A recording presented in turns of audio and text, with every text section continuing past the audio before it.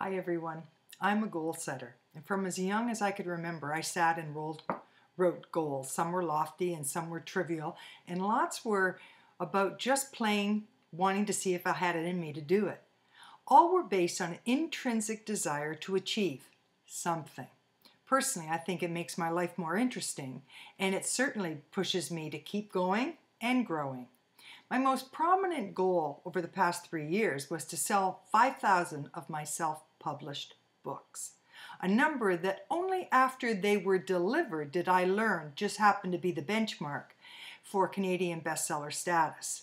From that day, the 3 vacuum-sealed pallets were dumped at the end of my driveway, and I studied the bundles. Did I realize what a daunting task it would be? Because I knew without a press machine behind me and no outside representation and no worldwide acclaim or notoriety, truthfully, I would be selling those books one book at a time. But I thrive on a challenge, so I wholeheartedly accepted it. And each day I created lists of how and when and where I could get that book out there and into the hands of some appreciating readers. And after I planned, I executed. Book signings, book fairs, mail-outs, drop-offs, and numerous out-of-the-trunk-of-my-car sales ensued. Throughout, my focus was always on the prize, achieving my personal goal.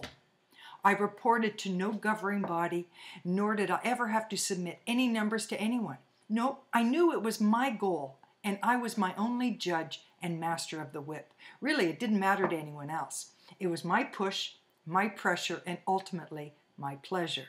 But like most things in our lives, we visualize the ending more than focusing on the journey. And to that point, here I sit, feeling ever so proud, yet somewhat subdued, because it's official. I have achieved my goal. As of today, I have sold 5,000 books, thus claiming stake to the title of a Canadian best-selling author. There will be no formal proclamation, there will be no media-wide announcement, and no, I will not receive a congratulatory note from the Queen. Not the real one, nor Heather Reisman.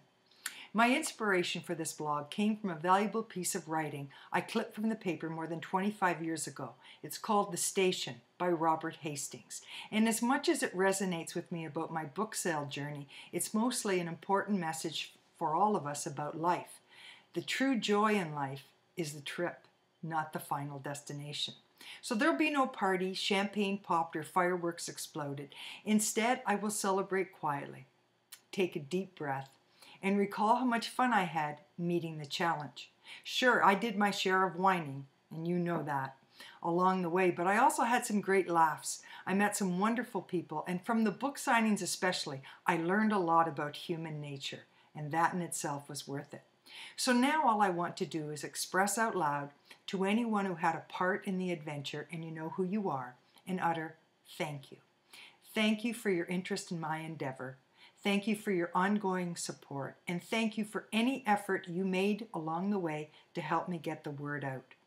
I sure hope you enjoyed the read as much as I enjoyed the ride. Let's see if I can get this lit.